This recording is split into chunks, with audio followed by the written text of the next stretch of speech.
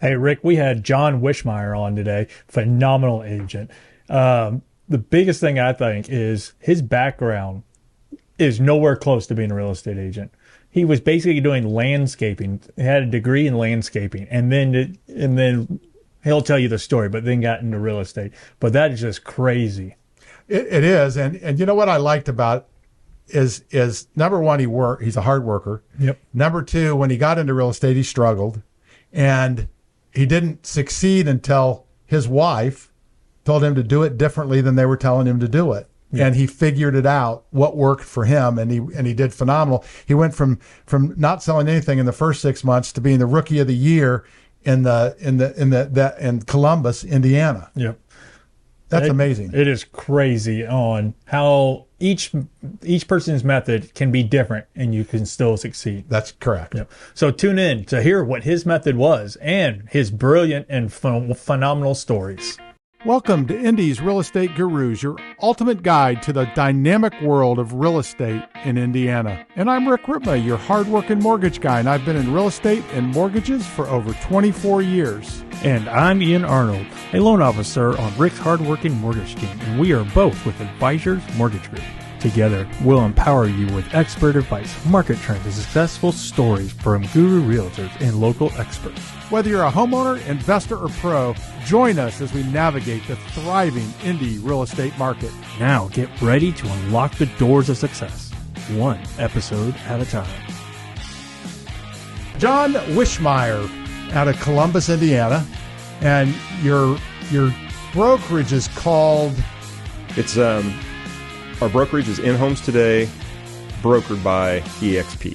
Brokered by EXP. Yeah. I just didn't want to get it wrong, so I wanted to make sure I had it. So In Homes Today. So if somebody wanted to get a hold of you, they go to inhomestoday.com. Yes, absolutely. That's a great website name. That's easy. Yeah. Oh, no, that's extremely hard. How do you spell In Homes Today? I just don't understand. Well, I know. You and I can't spell. That's why we're bad spellers.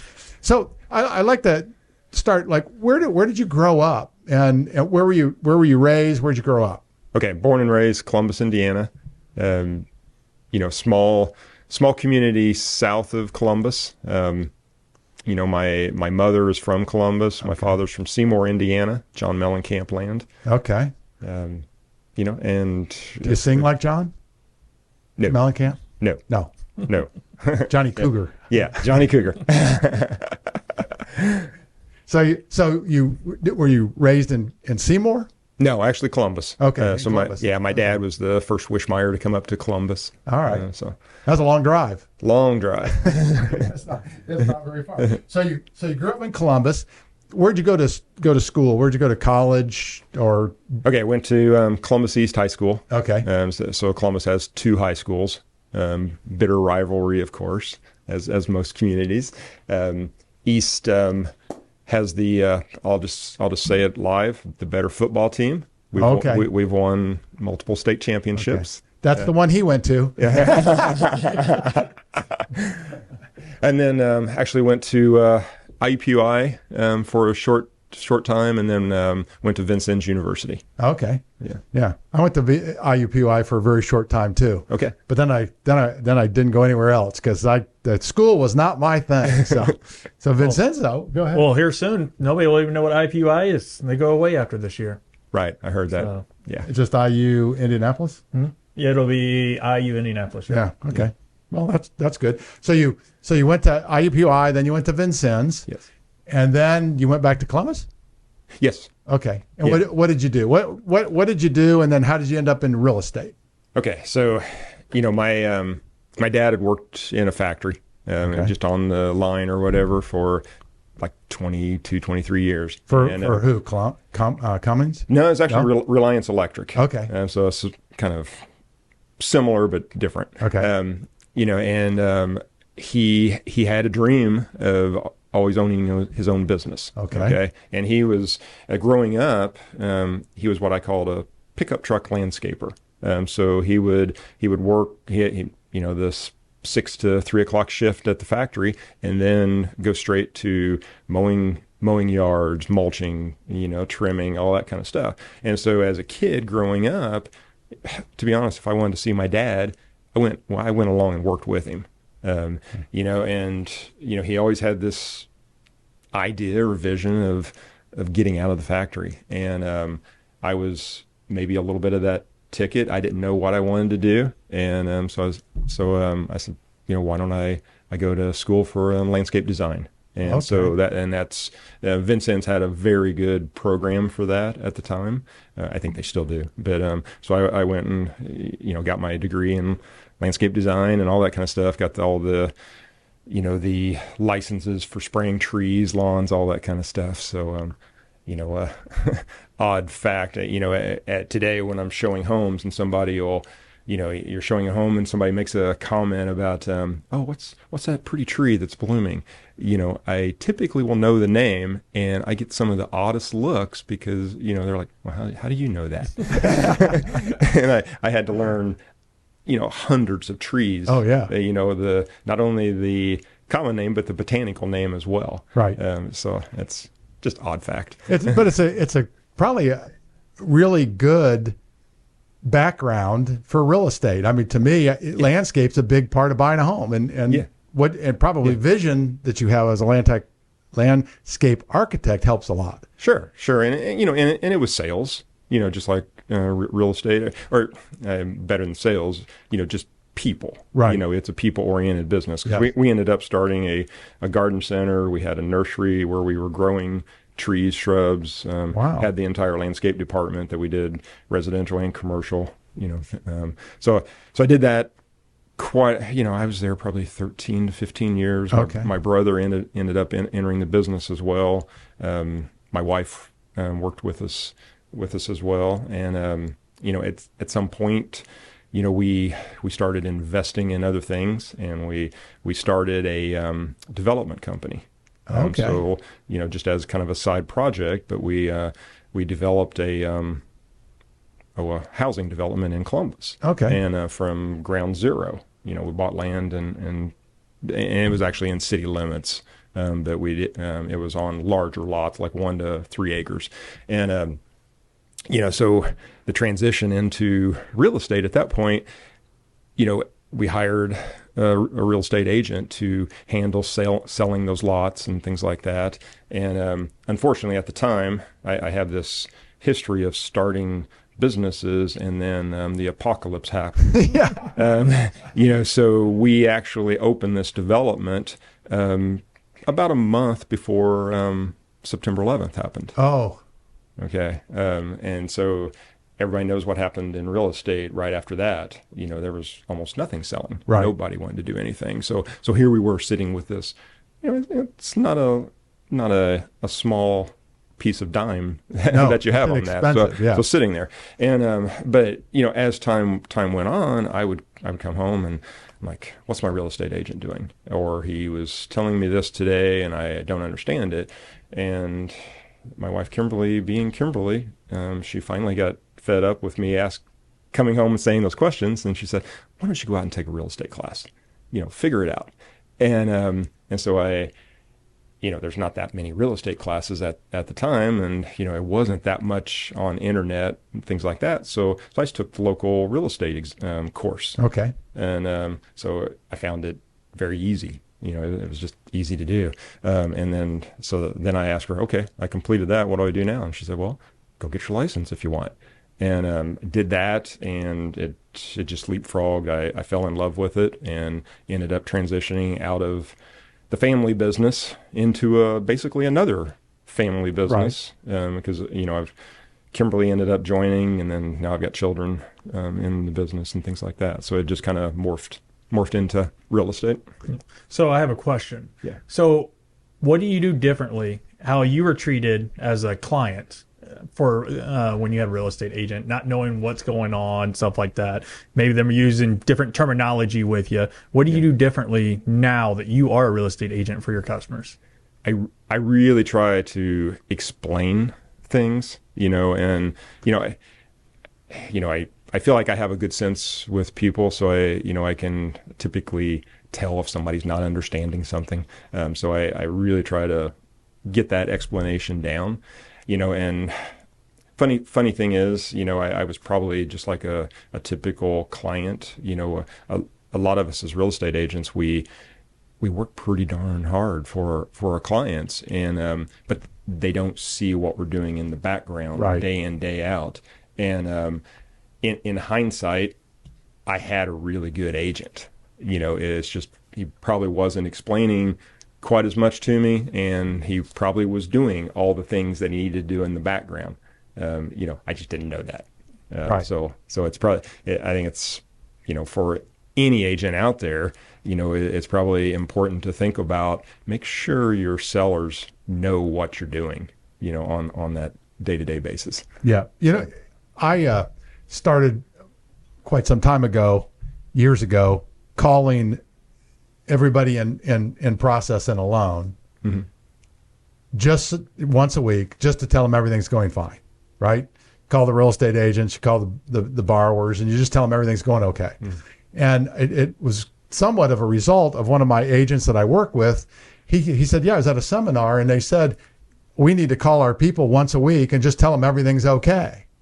Because if you don't, what builds up in your head is all the negatives. Yeah. Is that what you... Oh, yeah. Yeah. And actually, on the being a realtor and say on being on the lending side, as a realtor, I actually love those updates, on that weekly basis, because what you don't know, you don't know. Right. So just any kind of update that, hey, everything's okay, is great. Yeah. And as a lender, the reason we didn't do it is everything's okay. What are we going to tell them? Yeah. But and you never thought to put yourself in the real estate agent's, or your borrower's mindset and think, okay, well, if I don't tell them, they don't know, right? Because everything's fine. So it does. It makes total sense. And most agents, once in a while, I get somebody who's not too thrilled that I call them once a week, but the vast majority of them are very thankful. Yeah, I would say they like, especially the listing agent. Yes. Yeah, you see that too. Yeah, the listed agents love us. It's funny that, like, ones that we have never talked to, we call them and then we're like, hey, we just want to let you know that things go. They're like, wait, why are you calling me? Hold on, I'm not used to this. Right? No, it's fantastic. I love that. So, what has given you the passion to keep this going? I'll mention my wife again, because Kimberly has basically said, I don't know if I ever want you to retire. Maybe slow down, but not retire. I have a brain that never stops, and so I'm always looking for, what are we doing well today, but what do we need to be doing tomorrow that's still working 6 months from now, a year from now. So it's always looking forward, and I think what drives me, with just keep going in real estate, it's an ever-changing piece. It's like this year, there's a lot of agents that are up in arms with changes that are happening on the real estate sector, and nothing's passed as law yet on that national piece, but it looks like it could. But it's just another changing piece. It's just being a professional. You may have to learn a little bit different verbiage, do a different form, stuff like that. But it's just business. Yeah, you have to figure out how to sell it. Yeah. Right. And, right. And how to do that. That's one of the things I'm actually working on very diligently, so that I can give agents something to help them sell it. Yes. That's good. Because a lot of it's financing. I mean, yes. It's how it's going to affect financing. But just like you said, we don't actually know what it is, because it's not done yet. So we think we know what's going to happen, right? But it's a difficult thing. And it's funny, you're the same way as I am. My wife, she knows I'll never retire. I'll slow down, but I can't. I couldn't do it. Yeah. I gotta have something to do. I got to have reasons to get up every morning and work towards things. Right. So I completely understand that. So you started the landscape company. You did that. You got into real estate, and I don't think you started with EXP. So how did you? What did you start, and how did you end up with EXP? Actually, only when I started in real estate, the top company in town at that time, it's changed over years, of course, as it does everywhere. But the Century 21 office, that was the top brokerage in town, and gosh, they were founded in like 1950. Wow! And so I didn't even, I probably should have interviewed some other places, but I didn't. I just went in and talked to them and started working. Okay. The one thing that was in hindsight, and I really try to work with this with any agents that are coming on board with us, and that was over 20 years ago. They basically said, okay, here, send some note cards and call. Here's some cold call list. And I am terrible at cold calling. I am the absolute worst. Now, like if there's a problem with a transaction or something, I'm perfectly fine talking with somebody, but just to call somebody out as far as a cold call, not your thing. I'm terrified. Yeah, and that's okay. So I actually sat there. It was probably 6 months in, and I hadn't sold anything. I was floundering, and I was basically telling Kimberly, "Hey, I think I made a mistake. I should probably just maybe exit this business." And she said, being Kimberly, she said, "Well, why don't you do something a little bit different than what they're telling you to do?" And so, I really started watching the top agents and what they were doing, and started researching a little bit more. I probably had started prior to that 6 months, but had done that. And then all of a sudden, that second half of the year, things started clicking, just by that little, it's like that 1 degree shift. It shifted, and ended up by the end of the year, I was rookie of the year for the region, and it just snowballed from there. No, so what did you change? So what is it that worked for you? Because one of my things has always have been, after I learned sales. So I've been in sales my entire life, 40 years, right? My entire adult life. So over 40 years. But I noticed that people would tell you, you'd watch somebody who's really good at what they do. Then they'd become the manager, and they would tell you what to do, which wasn't what they did. Right. Right? Yes. Because that's what everybody tells you what to do. So they don't want to tell you what they did. They want to tell you what everybody tells you, because they think that's the right thing, even though they didn't do it that way. Right. So what did you change that worked for you? So if somebody's out there, they're floundering, they don't want to make cold calls. What did you do? What was the change? But a couple things probably. One is what I noticed real quickly is the average agent did not treat it like a business. And so I started actually truly mapping out, planning, and just treating it like a business. Then I really dove in.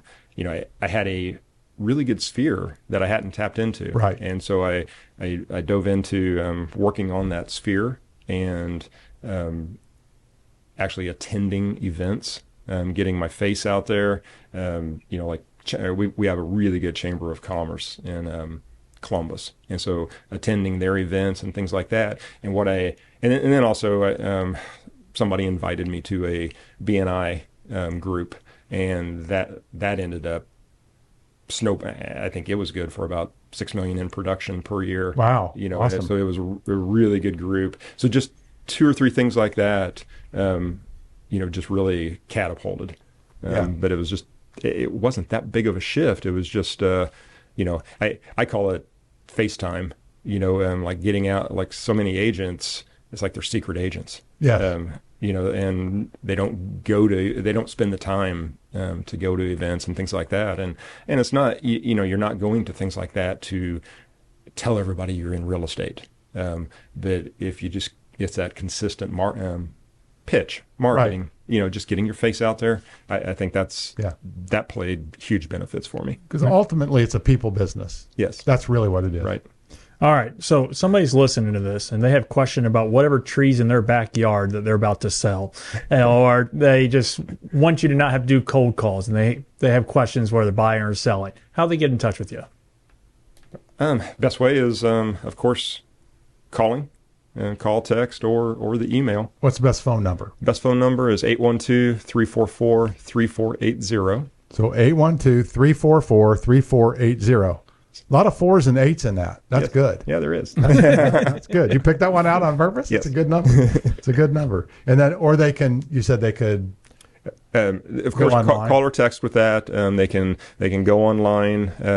They can email me at john@inhomestoday.com, or just go to inhomestoday.com. Yeah. And we have a really interactive website. Yeah, that's you do. I went on it. It's such easy. I love In Homes Today. It's just very easy. Yeah. And you can get a hold of Ian or I at hardworkingmortgageguys.com. That's hardworkingmortgageguys.com. Or you can give us a call at 317-672-1938. That's 317-672-1938. All right. So before we get into one of my fun questions, I got another different question for you. Okay. So if somebody were to drive by your house right now, how would your landscape look like? Does it look good? I'll say okay. Okay. Yeah. What would you do differently? Take more time to actually spend time. I spend more time with extracurricular activities than probably in my own lawn. Well, it takes time to make your Yes. either you hire somebody to do it or you do it yourself. Whoa. Right. He has a college degree in this. I know. He can do it. Hire somebody. Well, wait a minute. Do you guys still have the landscape company? No, actually, it closed about 4 years ago. Oh, okay. My dad had been in it 30 years and decided to retire, and my brother was done as well. Okay. So you don't have them to come take care of your Right. yard for you. Right. Yeah. Do you cut your own yard?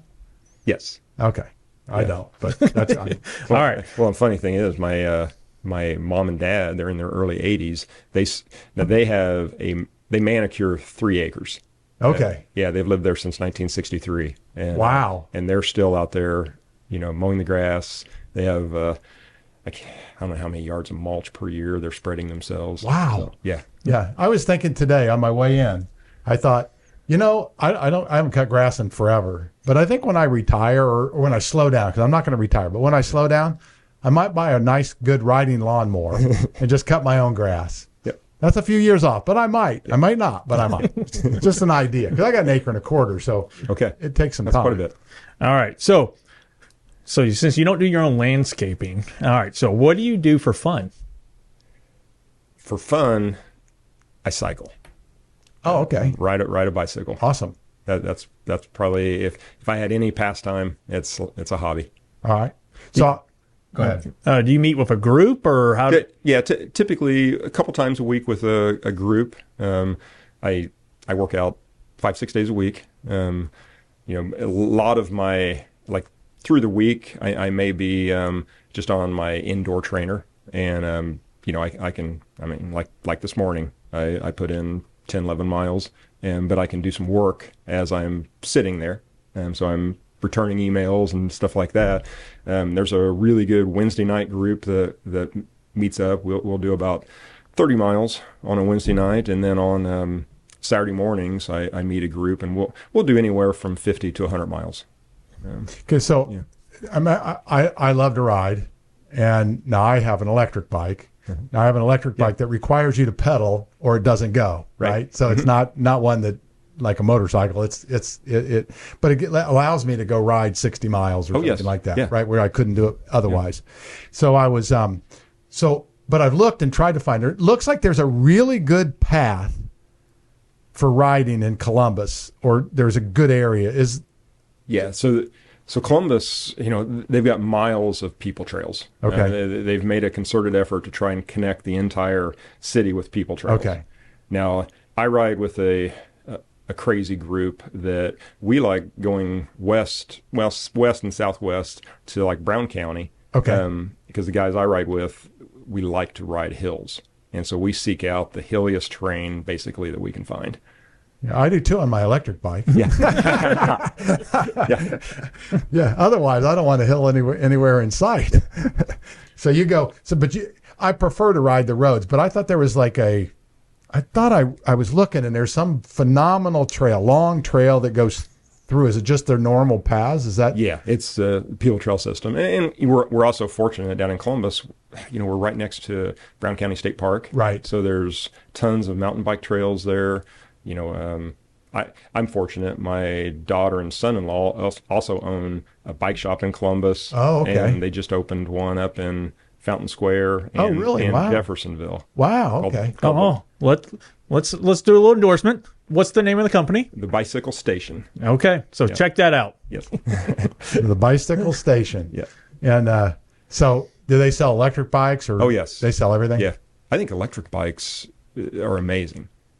It's bringing so many people into cycling, that, just like, the guys I ride with, we ride pretty darn fast and, all that stuff. But the electric bike, for somebody that normally couldn't keep up, all of a sudden it changes the game. Right.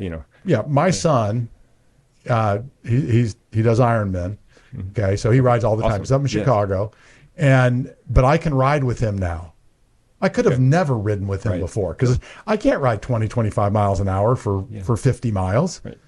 I can't even on my electric bike do that. But but that's awesome because it's what a great bonding experience with your son. Yeah, it's phenomenal. Yeah. It makes all the difference. So I'm going to get back to real estate a little bit. Okay. All right. So one of my favorite questions is what would you consider your superpower or superpowers?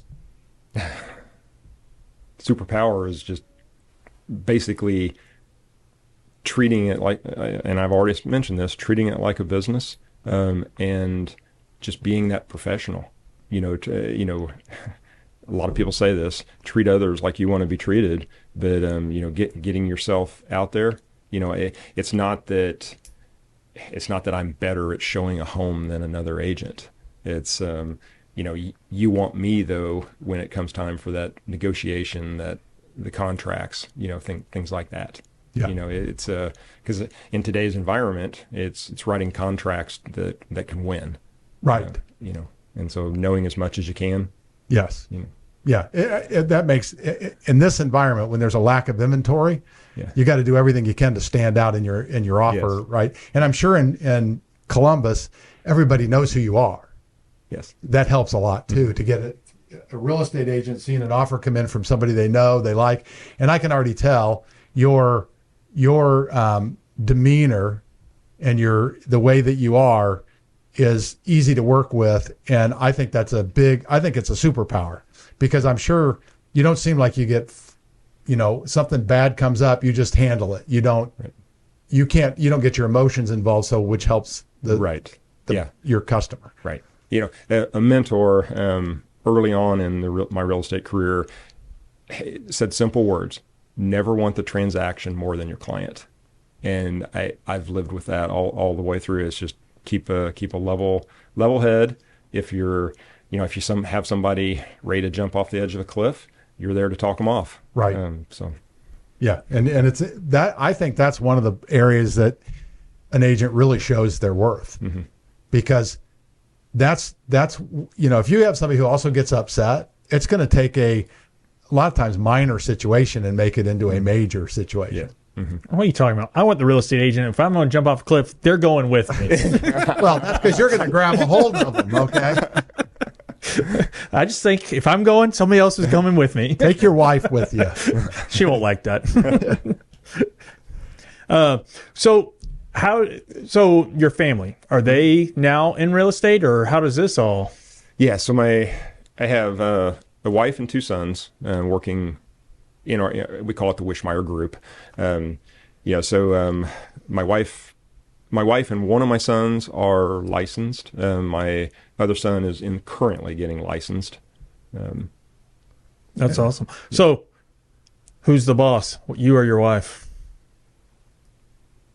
Actually, my son Zane is the boss. Oh, totally switcheroo. You missed that one. No, I did. No, we had in our previous brokerage, so Zane was actually our state manager. Okay. And so the way his brain works, he loves dealing with the MLS, the state laws, all that kind of stuff. I like the sales portion. I don't like sitting there just reading and, things like that. So he was basically the one answering a lot of the questions. He's got that mentality where, gosh, if an agent or a client is having a real problem, and sometimes agents have problems with another agent or something, you want Zane on your side. He has that calm demeanor and can just really calm a tense situation down. So when I say he's the boss, he was. Yeah, that's awesome. Yeah. Does it cause him some struggles when he's trying to tell his mom and dad what to do? No, he has no problem telling He them. doesn't. Well, do you have an issue listening? That was my next question. Because kids have trouble listening to their parents. I know that. Yeah, because we've raised very strong-willed children. So even my oldest son Ashton, that's getting licensed. He's very good on that marketing piece and stuff like that. And quite frankly, they know way more than I do on the technology piece. I would be remiss to say that I know more. Right. Yeah. And all future girlfriends or wives have to know they have to get in the real estate business now. That's a family thing. I don't know. It may be better that they aren't. You just never know. So what is your dream of where your business goes? Okay, so I'll just say, first off, I chuckle with the word dream because our past brokerage, it was actually called Dream.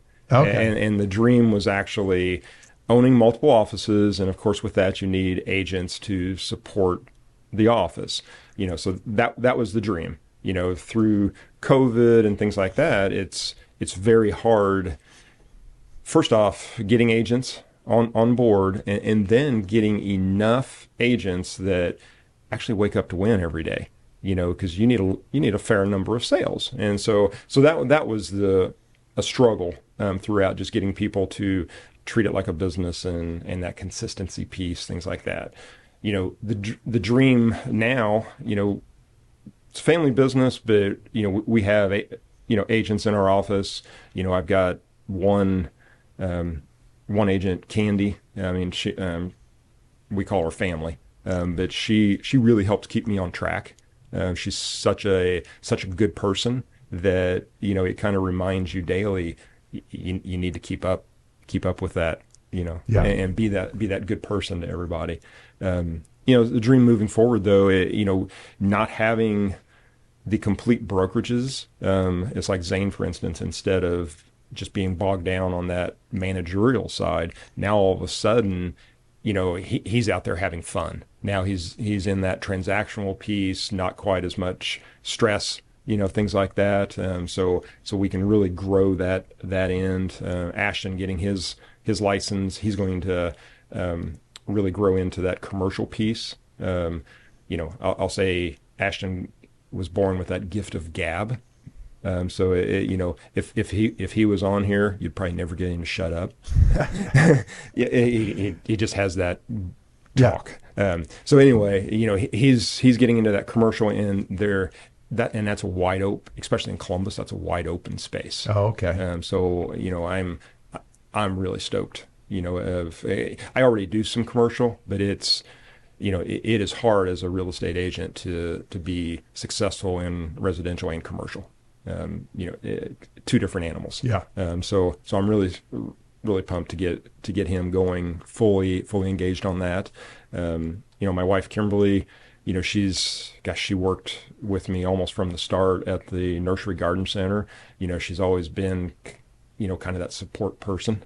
So now, she gets to struggle with three distinct personalities between Zane, Ashton, and I, and just supporting that piece. Well, that's got to be a lot of fun for her to have her husband and two of her kids there. Yes. Yeah. That's a big deal. Yeah. No, I think she loves it, as long as she can tame our strong-willed personalities. Yeah. Well, she probably can. She's mom. And you're not going to mess with her. She's your wife. Right. You seem smarter than that. Right. All right. So I'm going to ask you again. Okay. Somebody's listening to this and they want to get in touch with you, whether to talk real estate, whether to talk about cycling now, or they're living down there in Columbus and they want to ride with you. How can they reach you? Okay. Definitely call me, 812-344-3480, or hop on our website, inhomestoday.com. Yeah, I love that in homes today. It's just awesome. Yeah. And to get a hold of Ian or I, go to hardworkingmortgageguys.com. That's hardworkingmortgageguys.com, or you can give us a call at 317-672-1938. It's 317-672-1938. All right. So we're going to take a little pause again. We like to ask the question of the week. So what was your first car? A Plymouth Duster. Oh, okay. What year? It was a 72. Oh, that's a good one. Yeah. Green? Green. Bought it when I was 14. What size motor? Just a 6-cylinder. Oh, okay. It was I think, what was it called? A slant 6. Yeah, slant 6. Yeah, I remember those, yeah. It ran forever. You know, I think when I bought it, it already had 70,000 miles on it. I bought it off my uncle. Okay. So, you know I'm not supposed to be driving on the road at age 14, but we lived out in the country. Actually had a stock car race shop a quarter mile up the road. Oh, really? That my parents took me to the stock car races every Saturday night. And I was taught as a youngster, because my grandparents lived a quarter mile up the road, and they had the circle drive on the farm. And so I was taught as a youngster, though, when you hear those race cars starting up and coming down the road, because they basically used that as a test strip. Okay. That I hit the field. Get off the road. Oh, okay. Because I spent a lot of time going back and forth to my grandparents, but I basically taught myself how to drive just going back and forth up to my grandparents. Did they soup that car up? I mean, did you? No, no, not much. No. I mean, you had a shop right there. I know. They probably would have helped you. Right. Yeah. Yeah. Okay. But the 6-cylinder. I mean, even back then, the cars didn't have a lot of weight, so you didn't take as much horsepower. No. To get them going. Yeah. Well, that would be fun. So now they had you said your grandparents had a circular drive.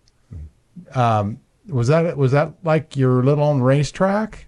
Sort of. That's what I was thinking. Okay. I knew you brought it up for a reason. I just wanted to make, that's what I'd have used it for. Well, it helped me learn to drive on the snow and ice. Yes. Going around in circles. Yeah. I took my kids when it was the first decent snow we had, when I taught them when I was teaching them how to drive.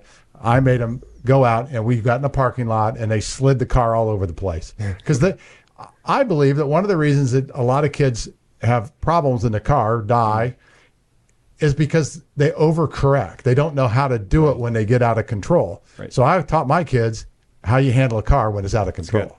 Yeah. I think that's smart. So it probably helped you a lot, too. Yes. Did you ever actually race? No. Even with the racetrack there and everything? No. Yeah. We have a real estate agent that he Ron announces. Kipler. Rob Kipler? Yep. Okay. Yeah, he announces at a lot of the races all over the country. Oh, okay. Yeah, okay. Even at his own, I don't remember, Outdoor World TV show. I don't know. Okay. Great guy. All right. So I like to hear stories. And since you've been in the business for a while, I guarantee you have some. So what do you think was one of your most interesting transactions you've had? Oh, my gosh. My brain actually went to showings, actually more than transactions, because some of the things that you walk in on at a showing, it can be a little surprising. Let's go. Keep going. Tell us. Yeah. So let's see. One time walked in, there was a homeless person in there, and basically hiding in a closet. And you basically, you open up the closet, you see the person in there, and they're as freaked out as you, actually. And I just kind of backed away and just got the clients out of the home. Little tense for a moment. Yes. I showed maybe I shouldn't be saying this on air, but showed a home, and luckily I went upstairs first, and I opened up, it was supposed to be vacant, but they still had a little bit of furniture in there, and basically opened up the bedroom door, and somebody, I think they were passed out because they didn't hear a thing, but completely in the buff.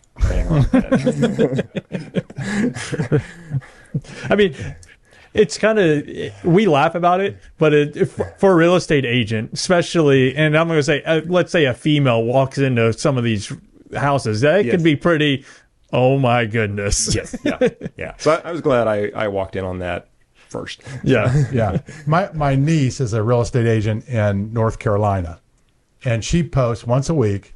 I don't remember what they call it, but basically different things that you see in showings. Okay. Just not people doing, but like Right. the last one was a room that was just totally full of guns, and the guy had a loader, and he had, his Wow. cleaning equipment, and I don't know how many guns he had on a rack, above all the way across. I bet 25, 30 rifles, just, they were all locked, it was safe, but it's just cool things they show. And she gets a lot of business off of that, just because people want to see what it is, the different things. I don't know if they're all things she sees or if it's just things she finds and then puts them out there, but it's really interesting. Just something that's kind of cool. So as you look at your business, where do you see it going now? I know you've got your son coming in, he's going to do commercial, and it's kind of like the last question, but where do you see your business going? Really only up. It's exciting, because I kind of took, with our last business, I kind of took a step back and wasn't selling as much. I was just getting the normal referrals in, things like that. I think I still had past couple years, 13 to 15 million in production each year, but that just past clients and referrals coming in. So it's pretty exciting though here this past few months that we're getting back into it and kind of letting Ashton and Zane kind of drive the technology side and some of the things that's out there right now as far as just getting our name out there. I was on the phone with them this morning and just talking about the lead gen and just from the new platforms that they're doing right now, the leads that were just coming in overnight.